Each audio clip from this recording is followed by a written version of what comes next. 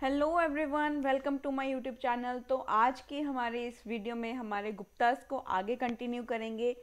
Last के lecture में हमने हमारे चंद्रगुप्त सेकंड के बारे में, चंद्रगुप्त विक्रमादित्य के बारे में यहाँ पर पढ़ा था। अब बात करते हैं यहाँ पर चंद्रगुप्त के राइन में। जो चंद्रगुप्त विक्रमादित्य जो थे, इनके राइन में हमने देखा कि इनके राइन में हमें जो नवरत्न थे, जो नवरत्न हुआ करते थे, वो यहाँ पर देखने को मिले थे। अब ये नवरत्न के बारे में आज हम डिस्कशन करेंगे कि ये नवरत्न कौन से थे। तो यहाँ पर सबसे पहला जो नाम आता है नवरत्न में, वो आता है हमारे कालिदास का। Kalidas was the prominent Navratna of his court. Kalidas, a renowned classical Sanskrit poet. Kalidas जो थे एक संस्कृत पोइट थे। संस्कृत पोइट थे ये, और एक प्ले राइटर थे ये, and play writer of India. और ये हमारे इंडिया में एक बहुत ही प्रोमिनेंट, एक रिनोन्ड हमारे संस्कृत के पोइट माने जाते हैं, एक प्ले राइटर माने जाते हैं, जो कि हमें देखने को मिले हैं चंद्रगुप्त विक्रमादित्य के राइन में। ये वहाँ पर थे और इन्होंने कई बुक्स को लिखा है। कौन कौन सी बुक्स के हैं वो हैं हमारे पास। सबसे पहला जो इनके लिटरेरी सोर्सेज जो होते हैं, ये लिटरेरी सोर्सेज बहुत इंपॉर्टेंट हैं। तो यहाँ पर कालिदास ने जो है वो एक यहाँ पर लिटरेरी सोर्सेज लिखे हैं। उनमें से एक का नाम है अभिजना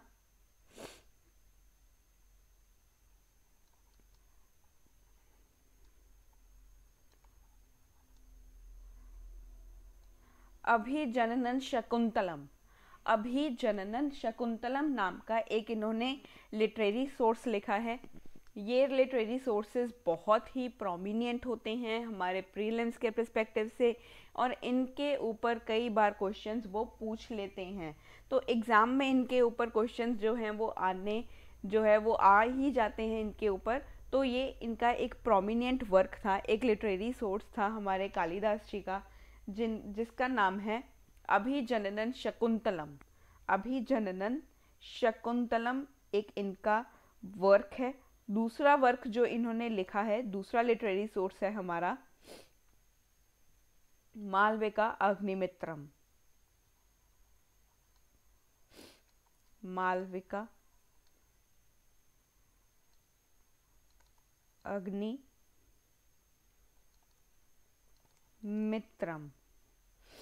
मालविका अग्निमित्रम। और इसके ऊपर भी क्वेश्चंस आए हैं।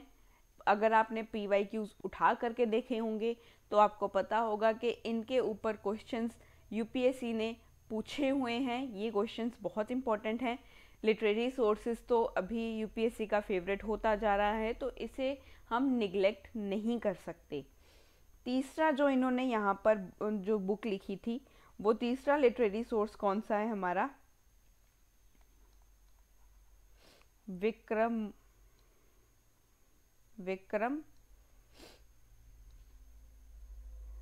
विक्रमोर्व श्याम। इसके स्पेलिंग मैं यहाँ पर आपको दोबारा से लिख के दे देती हूँ एक बार। विक्रम ओर्वा श्याम,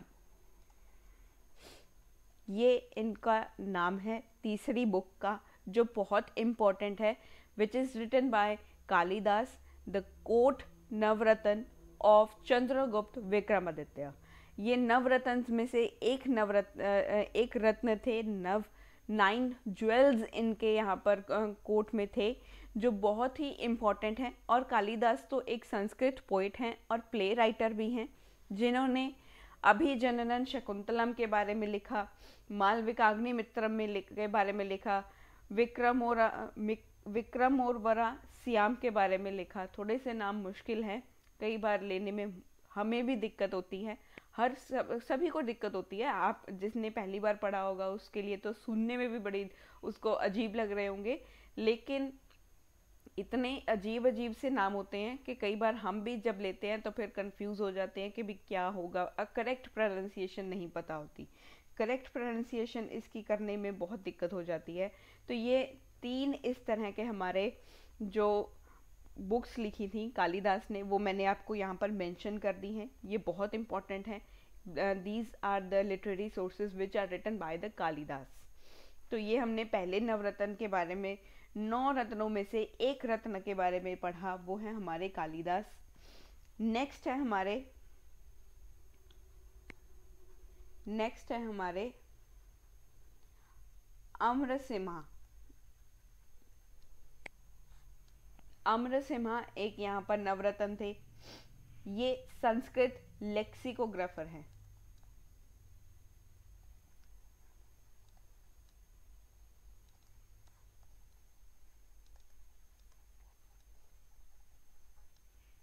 लेक्सिकोग्राफर है ये। लेक्सिकोग्राफर वो होता है जो डिक्शनरीज लिखते हैं। जो डिक्शनरीज लिखते हैं वो होते हैं हमारे लेक्सिकोग्राफर। तो ये लेक्सिकोग्राफर भी हैं और ये पोएट भी हैं। ये एक पोएट भी हैं और इन्होंने एक बुक लिखी है जिसका नाम है अमरकोश। अमरकोश जो है उसमें ये वोकेबलरी है ऑफ संस्कृत के जो वर्ड्स होते हैं उसके लिए ये एक वोकेबलरी है। इन्होंने बुक लिखी है जिसका नाम है अमरकोश। अमरकोश जैसे शब्दकोश होता है वैसे इन्होंने एक बुक लिखी है Amarkosha, which is about the Sanskrit words. जो संस्कृत के जो वोकेबलरी है उसके लिए है। संस्कृत की वोकेबलरी के लिए इन्होंने ये लिखी है, संस्कृत की वोकेबलरी के लिए। नेक्स्ट आते हैं हमारे पास, नेक्स्ट है हमारे पास धन्वंतरी। धन्वंतरी, धन्वंतरी जो थे ये एक फिजिशियन थे। फिजिशियन थे ये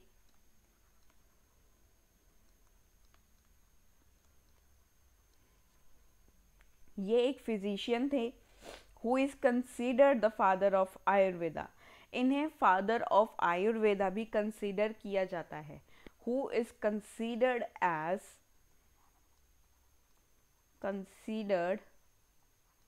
as father of Ayurveda, father of Ayurveda. Next आते हैं हमारे पास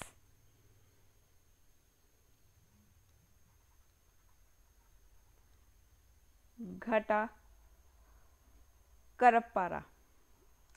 घटा करप्पारा ये एक नेक्स्ट हमारे पास एक नवरत्न में से एक रत्न है जो चंद्रगुप्त विक्रमादित्य के राइन में देखे गए। ये एक्सपर्ट हैं इन स्कल्पचर एंड आर्किटेक्चर।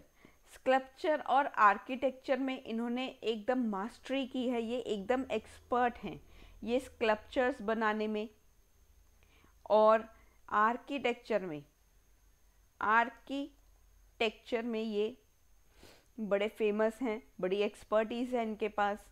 तो ये एक्सपर्ट हैं इन चीज़ों में। नेक्स्ट अगर बात करें हम, नेक्स्ट है हमारे पास शंकु। ये भी एक आर्किटेक्ट हैं। ये एक आर्किटेक्ट हैं। इन्होंने एक बुक लिखी है, यहाँ पर इन्होंने एक बुक लिखी है जिसका नाम है शिल्पशास्त्र। शिल्पशास्त्र, ये शिल्पा शेट्टी की बात नहीं कर रहे हैं। ये शिल्पा शास्त्र मतलब कि कोई इमारत बनाने के, देखो आर्किटेक्ट हैं तो फिर शिल्पा की जो शिल्प बनाते हैं, जो बिल्डिंग्स बना रहे हैं उसकी बात तो वो करेगा। एक आर्किटेक्ट अगर बिल्डिंग की बात नहीं करेगा तो वो किसकी बात करेगा।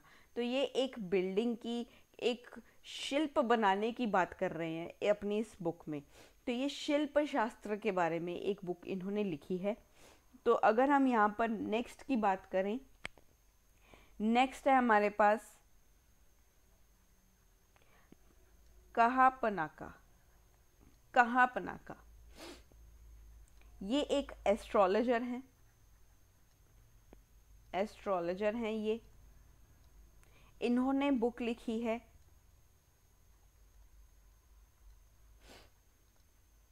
ज्योतिष शास्त्र, ज्योतिष शास्त्र, ज्योतिष शास्त्र की इन्होंने बुक लिखी है क्योंकि ये एस्ट्रोलॉजर हैं। अगर हम यहाँ पर बात करें वारारुचि की, वारारुचि की बात करें तो ये एक ग्रामेरियन है। जैसे हमने पाणिनि के बारे में देखा था, वो भी एक ग्रामेरियन ही थे। पाणिनि भी ग्रामेरियन है, ये भी ग्रामेरियन है, ग्रामर का वर्क जो करते हैं। और साथ में ये एक संस्कृत स्कॉलर हैं, ये एक संस्कृत स्कॉलर हैं। इन्होंने एक बुक लिखी है, और इन्होंने एक बुक लिखी है जिसका नाम है प्राकृत प्रकाश, प्राकृत प्रकाश। मतलब कि प्राकृत लैंग्वेज के लिए ग्रामर की बुक है। जैसे आपकी इंग्लिश ग्रामर आती है, हिंदी की ग्रामर की बुक आती है, आपके कोई भी रीजनल लैंग्वेज, आप कोई भी रीजनल लैंग्वेज पढ़ते हो उसकी कोई ना कोई ग्रामर की बुक तो आती ही होगी। तो इसी तरह से प्राकृत की एक ग्रामर की बुक आती है जिसे बोला जाता है प्राकृत प्रकाश। प्राकृत प्रकाश बोला जाता है, ये पहली प्राकृत लैंग्वेज के ऊपर एक ग्रामर की बुक थी। ये प्राकृत, सॉरी स्पेलिंग्स में मिस्टेक हो गया, प्राकृत, प्राकृत लैंग्वेज की जो एक बुक है, ये जो ग्रामर के लिए यहाँ पर यूज़ होती है, ये प्राकृत लैंग्वेज में पहली ग्रामर की बुक है। नेक्स्ट है हमारे पास वेताला भट्ट। वेताला भट्ट ये एक मैजिशियन है, ये एक मैजिशियन है जिन्होंने एक बुक लिखी है जिसका नाम है मंत्र शास्त्र। मंत्र शास्त्र नाम की इन्होंने एक बुक लिखी है, ये एक मैजिशियन है। लास्ट में हमारे पास है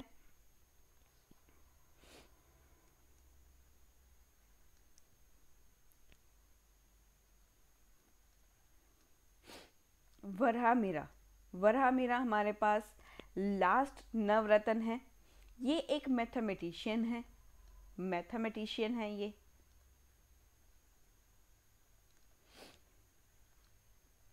और साथ में एक एस्ट्रोलॉजर भी हैं, एस्ट्रोलॉजर भी हैं। और इन्होंने 3 बुक्स लिखी हैं, इन्होंने 3 बुक्स लिखी हैं। And these books are, first है हमारे पास पंच सिद्धांतिका। पंच सिद्धांतिका, पंच सिद्धांतिका एक मैथमेटिकली एस्ट्रोनॉमी से रिलेटेड बुक है। इसके अंदर 5 और भी सब टॉपिक्स आते हैं। सब टॉपिक्स के ऊपर इन्होंने जो है वो यहाँ पर बात की है। 5 इस तरह के सिद्धांत आते हैं इसके अंदर जिनके बारे में यहाँ पर वराहमिहिर ने बात की है। That's why the book name is Panch Siddhantika. Panch Siddhantika मतलब ही यही है कि यहाँ पर 5 इस तरह की चीज़ों के बारे में बात की है जो कि इम्पॉर्टेंट हैं मैथमेटिकल एस्ट्रोनॉमी के लिए, मैथमेटिकल एस्ट्रोनॉमी के लिए इम्पॉर्टेंट थी, उनके बारे में यहाँ पर इन्होंने बात की है। तो यहाँ पर सेकेंड बुक आती है हमारी बृहत् संहिता। बृहत् संहिता इनकी सेकेंड बुक है which is related to the compilation of wide ranging topics. इसमें बहुत सारे टॉपिक्स की ये बात करते हैं। अगर टॉपिक्स की बात करें जैसे कि यहाँ पर एस्ट्रोलॉजी के बारे में बात करते हैं, प्लेनेटरी मूवमेंट्स के बारे में बात करते हैं, एक्लिप्सिस के बारे में बात करते हैं, रेनफॉल के बारे में, मतलब सूर्य ग्रहण जो लगते हैं, जैसे हमने बात करते हैं ना कि ये सूर्य ग्रहण हो गया, ये चंद्र ग्रहण लग गया, ये इन सब के बारे में जो ग्रहण वगैरह लगते हैं उनके बारे में बात करते हैं। प्लैनेटरी मूवमेंट्स के बारे में यहाँ पर इन्होंने बात की है, रेनफॉल के बारे में बात की है, क्लाउड्स के बारे में बात की है। और जेम्स के बारे में भी बात की है। इस तरह से बहुत सारे टॉपिक्स हैं जिनके बारे में इस बुक में इन्होंने कंपाइलेशन किया है इन सब टॉपिक्स का। ये वाइड रेंजिंग टॉपिक्स हैं जिनके बारे में यहाँ पर वराह मीरा ने बात की है। थर्ड आती है इनकी बुक हमारे पास। थर्ड बुक का नाम है बृहत जातका। बृहद जातका नाम की एक यहाँ पर बुक इन्होंने लिखी है, which is considered the standard text book on वैदिक एस्ट्रोलॉजी। ये एक वैदिक एस्ट्रोलॉजी के ऊपर इन्होंने बुक लिखी है। ये वैदिक एस्ट्रोलॉजी के रिलेटेड आ गया। ये बहुत सारे वाइड रेंजिंग टॉपिक्स इस तरह के हैं जिनके बारे में आ गया, इन्होंने यहाँ पर लिखा है। अगर हम यहाँ पर बात करें पंच सिद्धांतिका के बारे में, तो यहाँ पर 5 इस तरह के जो एस्ट्रोनॉमिकल टॉपिक्स होते हैं उनके बारे में इन्होंने लिखा है। उनके बारे में इन्होंने लिखा है which are 5 in number, that's why the book name is Panch Siddhantika. Panch Siddhantika नाम भी आपको पता लग गया कि ये कैसे आया होगा। तो ये थे हमारे नवरत्न के बारे में। नेक्स्ट हम बात करेंगे हमारे किंग जो है कुमार गुप्ता के बारे में। कुमार गुप्ता का जो राइन रहा है, अगर हम कुमार गुप्ता का राइन देखें तो ये रहा है हमारा 415 से लेकर के 454 CE तक इनका राइन रहा है। इनका राइन हमारा 454 CE तक रहा है। तो कुमार गुप्ता यहाँ पर आते हैं। कुमार गुप्ता का राइन हमने देखा। ये जो कुमार गुप्ता थे ये किसके बेटे थे? Kumar Gupta was the son and successor of Chandragupta Vikramaditya.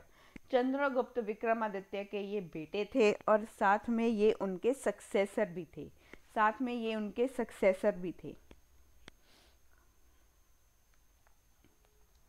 Sun and successor of Chandragupta second और चंद्रगुप्त विक्रमादित्य। चंद्रगुप्त सेकेंड भी कह सकते हैं, चंद्रगुप्त विक्रमादित्य भी कह सकते हैं। तो यहाँ पर ये इनके जो है बेटे हैं और इनके सक्सेसर हैं। और कुमार गुप्ता ने एक टाइटल को अडॉप्ट किया, इन्होंने अडॉप्टेड टाइटल। वो टाइटल्स थे शाक्रादित्य, शाक्रादित्य। सेकेंड है महेंद्रादित्य, महेंद्रादित्य, महेंद्रादित्य। ये दो टाइटल्स इन्होंने लिए थे। ये दो टाइटल्स इन्होंने कुमार गुप्ता ने लिए थे and he was the son and successor of Chandragupta second. तो ये हमने चंद्रगुप्त के जो हैं बेसिक्स के बारे में देखा कि इन्होंने कौन से टाइटल लिए, ये किनके बेटे थे और किनके ये सक्सेसर रहे हैं। तो यहाँ पर अगर हम देखें तो इनका जो राइन था, इनका बहुत सारे इंस्क्रिप्शंस इस तरह की थी जिनके जो बताती थी इनके राइन के बारे में, that his reign was his like father. इन्होंने इनका जो राइन था वो इनके पिता की तरह ही था। बहुत ही विशाल राइन रहा है। जैसे कि चंद्रगुप्त जो विक्रमादित्य थे उन्होंने बहुत ही जो है अपने राज्य को एक्सपैंड किया। अपने राज्य को वो इतना ज़्यादा एक्सपेंशन करते हैं। सेम ही जो कुमार गुप्ता थे वो भी उसी तरह ही थे। उन्होंने भी अपने पिता की तरह यहाँ पर अपने राज्य को एक्सपैंड किया और अपने राज्य को एज इंटैक्ट रखने के लिए, उसी तरह पावरफुल रखने के लिए बहुत ही यहाँ पर जो है वो सक्सीड किए थे। वो अपने पिता की तरह ही यहाँ पर अपने राज्य को रखने में सक्सीड किए थे। बहुत सारी ऐसी इंस्क्रिप्शंस हमें मिली हैं। इंस्क्रिप्शंस इस तरह से मिली हैं जो कहती हैं, जिन्होंने मेंशन किया है that his kingdom was his like father. इनका जो किंगडम था वो बिल्कुल ही इनके एज लाइक हिज फादर्स राइन, फादर्स राइन। पिता के सम्मान ही इन्होंने अपने राज्य को रखा था। इनका राज्य भी उसी तरीके से एक्सपैंड करने में हेल्पफुल रहा जैसे कि चंद्रगुप्त विक्रमादित्य का रहा था। तो यहाँ पर ये अपने राज्य को एकदम पावरफुल रखने में भी सक्सीड हुए थे। तो यहाँ पर हमें डिस्कवरी मिलती है कॉइन्स की, discovery of his coins from various places like Ahmedabad, Vallabhi, Junagadh and Morvi. इन सब जगहों से बहुत सारे हमारे पास प्लेसेस हैं, जैसे कि मैंने नाम लिए हैं अहमदाबाद का, अहमदाबाद, वल्लभी, जूनागढ़ और मोरवी। ये इस तरह की प्लेसेस थी जहाँ पर हमें कॉइन्स की डिस्कवरी मिली है। कॉइन्स की डिस्कवरी हमें यहाँ से मिली है, कॉइन्स की डिस्कवरी मिली, और ये सजेस्ट करते हैं that he kept the newly acquired western provinces in a firm grip. इन्होंने जो वेस्टर्न प्रोविंसेस को एक्वायर किया उनको बहुत ही अच्छे तरीके से इन्होंने अपने राइन के अंदर यहाँ पर इंटेक्ट कर रखा था, एकदम अच्छे से एक्वायर करके रखा था। उनके ऊपर अपनी पावर को एकदम अच्छे से अपने अंदर होल्ड करके रखा था। इन्होंने वेस्टर्न प्रोविंसेस को बहुत अच्छे से होल्ड करके रखा। वेस्टर्न प्रोविंसेस को जब इन्होंने एक्वायर किया तब इनको बहुत अच्छे से होल्ड करके रखा था, इन्होंने अपना दबदबा बना करके रखा था। और अगर हम यहाँ पर देखें देन हमें बहुत सारे इंस्क्रिप्शंस इस तरह से मिलते हैं जो इनके राइन के बारे में बताते हैं, जैसे कि बिलसाद इंस्क्रिप्शन है। ये बहुत ही पुराना इंस्क्रिप्शन है, बहुत पुराना रिकॉर्ड है जो हमें इनके राइन के बारे में बता रहा है। हमें इनके राइन के बारे में कौन सा इंस्क्रिप्शन बताता है, वो है बिलसाद। बिलसाद इंस्क्रिप्शन से हमें इनके राइन के बारे में पता चलता है। बिलसाद इंस्क्रिप्शन से that is around 415 CE। 415 CE के अराउंड हमें पता चलता है कि इनका राइन कैसा रहा है। तो अदर इंस्क्रिप्शंस की बात करें और हमारे पास इंस्क्रिप्शंस यहाँ पर थे, जैसे कि अगर हम बात करें तो है करंदना, या अगर मुझसे ये प्रोनाउंसिएट अच्छे से ना हो पाए, अगर किसी को पता है तो फिर वो ऑटो करेक्ट कर लीजिएगा। करंद अंदा जो भी है यहाँ पर ये नाम एक इंस्क्रिप्शन का है। अगर किसी को करेक्ट प्रोनाउंसिएशन पता है तो वो ऑटो करेक्ट कर लीजिएगा। देन डोंट गेट ऑफेंडेड कि मैम ने गलत बता दिया, तो ये ऐसे ऑफेंड मत होना इस बात से। तो यहाँ पर एक है हमारा मंदसौर इंस्क्रिप्शन भी है, और एक है हमारे पास Damodar copper plate inscription. Damodar copper plate inscription बहुत इंपॉर्टेंट है। अगर हम यहाँ पर देखें then Damodar copper plate inscription जो है ये मेंशन करता है कि यहाँ पर जो गिल्ड्स हुआ करते थे, ट्रेड गिल्ड्स हुआ करते थे, These trade guilds are served as bank for advancing loans and receiving deposit in Kumar गुप्ता's राइन। देखो यहाँ पर कुमार गुप्ता के राइन में क्या हुआ कि ये जो ट्रेड गिल्ड्स हुआ करते थे, ट्रेड के यहाँ पर अगर हम ट्रेड गिल्ड्स को देखें तो दीज आर जो है, जैसे आज के देखा होगा आपने कि कभी भी आप लोन लेने के लिए जाते हो तो जो एक धनवान व्यक्ति होता है उसके पास large amount of money present होती है। जो लार्ज अमाउंट ऑफ मनी जो है जिसके पास होती है वो आपको जो है एज अ लोन देता है। जैसे बैंक्स लोन देती हैं वैसे कोई पर्सन जो होते हैं यहाँ पर प्रेजेंट होते हैं जिनसे आप फाइनेंस करके लोन लेते हो। फाइनेंसर्स जो होते हैं, दीज आर द फाइनेंसर्स। जो आज के टाइम पर हम फाइनेंसर्स देखते हैं ना कि ये फाइनेंसर है, ये हमें लोन देगा। वो लोन कैसे देते हैं आजकल? तो वो लोन कैसे देते हैं, वो कंपाउंड इंटरेस्ट के ऊपर लोन देते हैं, वो इंटरेस्ट के ऊपर इंटरेस्ट लगाते हैं। जो हमारी बैंक्स होती हैं वो सिंपल इंटरेस्ट के ऊपर लोन्स देती हैं। वो सिंपल इंटरेस्ट के ऊपर लोन देती हैं। आपने लोन लिया और आपको उसका जो है वो इंटरेस्ट बनेगा, इतने % इंटरेस्ट होगा, तो आपको वो पे करना होता है। वो अगर आपने पे किया है जैसे कि 100 रुपीज़ लिए, तो आपको 10% उसके ऊपर जो है वो इंटरेस्ट लगेगा, then that will be the amount 110 rupees. आपको 110 देना होगा। लेकिन कंपाउंड इंटरेस्ट क्या है? इंटरेस्ट के ऊपर इंटरेस्ट, ब्याज के ऊपर ब्याज लग रहा है। तो यहाँ पर ट्रेड गिल्ड्स भी क्या हुआ करते थे? ये भी फाइनेंसर्स ही थे। ये तब के ज़माने के फाइनेंसर्स हुआ करते थे। ये बैंक्स हुआ करती थी। ये अपने आप को बैंक्स की तरह सर्व करते थे। जैसे बैंक लोन देता है, ये भी इसी तरह बैंक्स की तरह ये लोन दिया करते थे। ये लोगों को लोन देते थे, जैसे बैंक लोन देती है, यहाँ पर ये लोग लोन देते थे। तो ये लोन्स के लिए जो है तब बैंक नहीं होती थी, तब ट्रेड गिल्ड्स हुआ करते थे, ट्रेड मर्चेंट्स हुआ करते थे। जो व्यापारी थे, वो यहाँ पर व्यापारी वर्ग जो था हमारा, वो हमें यहाँ पर लोन दे रहा है, वो हमें लोन दे रहा था। और यहाँ पर ये चीज़ें जो है डिपॉजिट्स वो लेता था, वो एडवांसिंग लोन्स प्रोवाइड करता था। ये हमारे कुमार गुप्ता के टाइम पर हमने देखने को मिला। और दामोदर कॉपर प्लेट में भी यही चीज़ें लिखी गई हैं, that the trade guilds which are served as bank for advancing loans and receiving deposits. और ये डिपॉजिट्स भी रिसीव किया करते थे। तो यहाँ पर हमने इंस्क्रिप्शंस के बारे में देखा।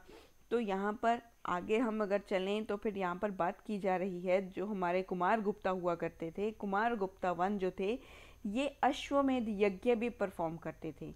ये अश्वमेध यज्ञ जो होता था, यज्ञ जो था, ये भी परफॉर्म करते थे। अश्वमेध यज्ञ को भी परफॉर्म करते थे। And Kumar Gupta one, he was the founder of Nalanda University. He was the founded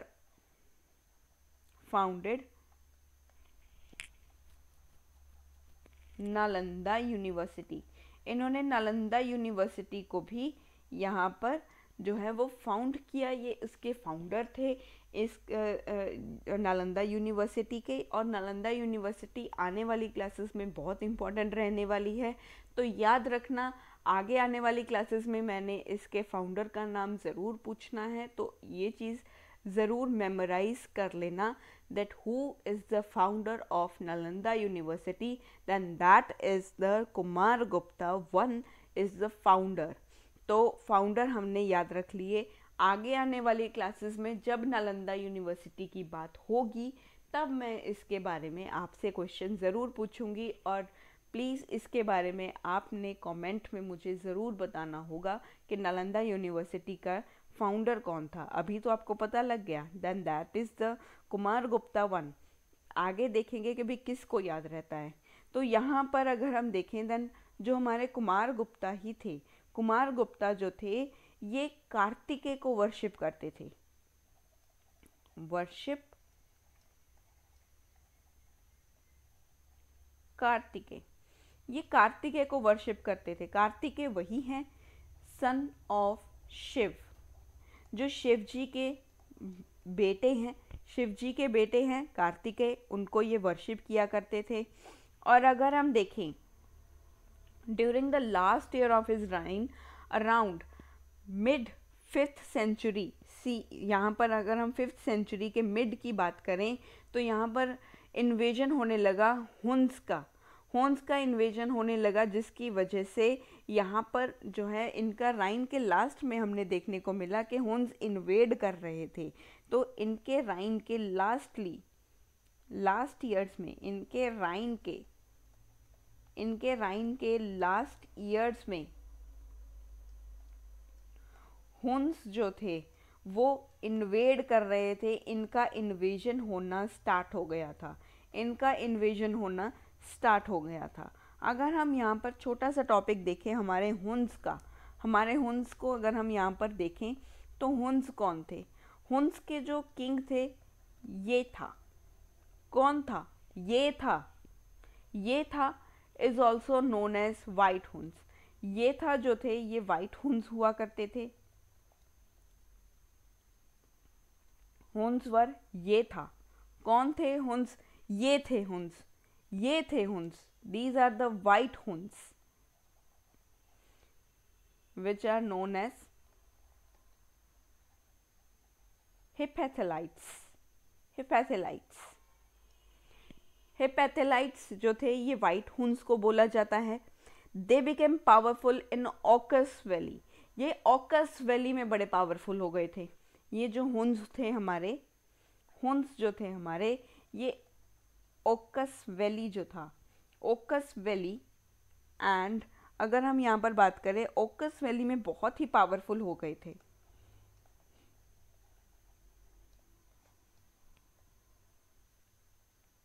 और इन्होंने क्या किया? And occupied बाक्ट्रिया।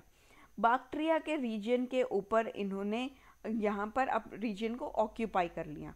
बाक्ट्रिया को ऑक्यूपाई कर लिया, बाक्ट्रिया के रीजन के ऊपर अपना कब्जा जमा लिया। उसके बाद इन्होंने हिंदू कुश जो था हमारा, हिंदू कुश का जो एरिया है उसको क्रॉस किया, हिंदू कुश को क्रॉस किया। उसके बाद इन्होंने attack the region but were repulsed by the prince Skandagupta. इन्होंने हमारे जो गुप्तास के रीजन था इसके ऊपर अटैक करने की कोशिश की। इन्होंने अटैक करने की कोशिश की, अटैक तो इन्होंने किया, लेकिन अटैक को रिपल्स किसने कर दिया? अटैक को रिपल्स कर दिया हमारे जो स्कंदगुप्ता थे। हमारे स्कंदगुप्ता जो राजकुमार स्कंद थे, स्कंदगुप्ता राजकुमार जो थे, गुप्तास के राजकुमार स्कंदगुप्ता ने इनका जो वार आ रहा था, जो इन्होंने अटैक किया था, उसको रिपल्स कर दिया, उसको रिपल्स कर दिया। और अगर हम यहाँ पर देखें तो कुछ इस तरह की जो चीज़ें हुई थी, ये जो सक्सेसिव वेव्स लेकर के आए, ये इन्होंने हमारे गुप्तास को वीक कर दिया और यहाँ पर इनका डिक्लाइन होना स्टार्ट हो गया, जिसकी वजह से हमारे गुप्तास का डिक्लाइन होना स्टार्ट हो गया। हुन्स की इन्वेजन का भी एक असर जो था, हुन्स की इन्वेजन का असर भी हमारे गुप्तास के ऊपर होने लगा। गुप्तास के ऊपर हमारा यहाँ पर जो है डिक्लाइन आ गया था, गुप्तास के ऊपर यहाँ पर डिक्लाइन आ चुका था। तो गुप्तास का डिक्लाइन कैसे हुआ? क्योंकि यहाँ पर जो था, जो यहाँ पर जो सक्सेसिव इन्वेजन्स हो रहे थे by the invaders, by the Hund's, इनकी वजह से यहाँ पर गुप्तास का डिसइंटीग्रेशन होना स्टार्ट हो गया था। ये एक फैक्टर बनता है हमारे गुप्तास के डिक्लाइन का। इसे हम डिटेलिंग में पढ़ेंगे आगे आने वाले लेक्चर्स में। अगर हम यहाँ पर बात करें तो चलते हैं हमारे नेक्स्ट जो हमारे किंग हैं उनकी ओर, जिनका नाम है स्कंदगुप्ता। स्कंदगुप्ता का जो राइन रहा है, ये रहा है 454 से लेकर के 467 CE तक का। 454 से लेकर के 467 CE तक का इनका राइन रहा है। अगर हम देखें according to the Bhitari pillar inscription of Skandagupta, Skandagupta का जो एक हमारा भितारी पिलर इंस्क्रिप्शन था, भितारी पिलर इंस्क्रिप्शन जो हमारा प्रेजेंट था, इसके अगर हम बात करें तो यहाँ पर ये कहता है कि जो हमारे स्कंदगुप्ता थे, he was the son and successor of Kumaragupta. ये इंस्क्रिप्शन में लिखा हुआ है कि ये हमारे स्कंदगुप्ता जो थे ये सन थे, बेटे थे, प्लस सक्सेसर थे, हमारे सक्सेसर थे हमारे कुमारगुप्ता के, कुमारगुप्ता 1 के सक्सेसर थे। तो यहाँ पर जो है हमने देखा कि ये सन भी थे, बेटे थे और सक्सेसर थे कुमारगुप्ता 1 के। And he adopted the title Vikramaditya. इन्होंने यहाँ पर जो है एक टाइटल को अडॉप्ट किया, एक टाइटल इन्होंने यहाँ पर लिया था, वो टाइटल का नाम है विक्रमादित्य। विक्रमादित्य एक यहाँ पर इन्होंने टाइटल लिया विक्रमादित्य का।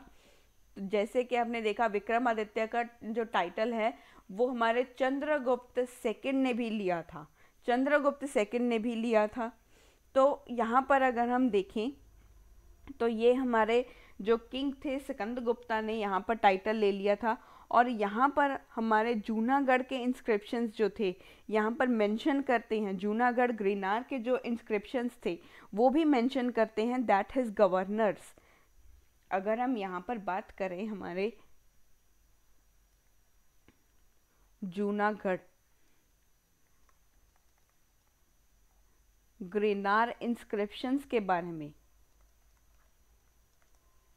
तो ये भी यहाँ पर मेंशन करते हैं कि इनके जो गवर्नर थे Pranadatta got the Sudarshan lake repaired. इन्होंने सुदर्शन जो लेक थी, सुदर्शन लेक के बारे में हमने लास्ट के लेक्चर्स जो हुआ हमने किए थे वहाँ पर भी हमने सुदर्शन लेक के बारे में पढ़ा था।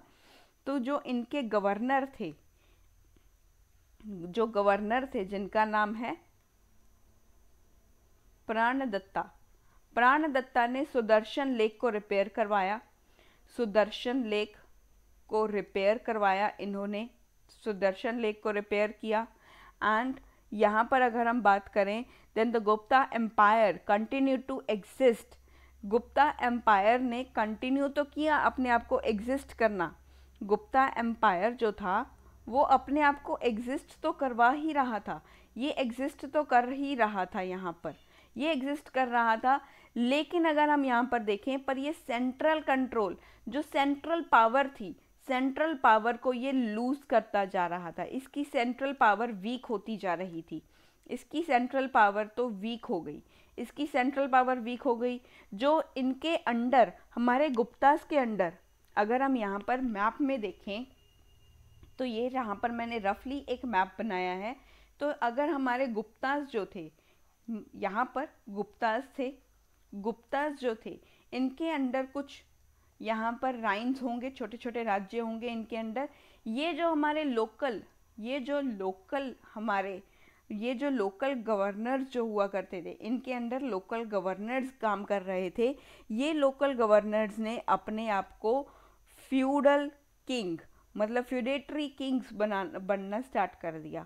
यहाँ पर इन्होंने ये फ्यूडेटरी किंग्स बन गए, ये इन छोटे छोटे राज्यों के ये अपने आप को राजा कहलाने लगे। और यहाँ पर हेरिडेटरी राइट्स चल गए, यहाँ पर एक बार जो राजा बनता था फिर उसका बेटा बनता था, फिर आगे उसका बेटा, फिर आगे उसका बेटा, इस तरह से हेरिडेटरी ये चीज़ें चलने लगी।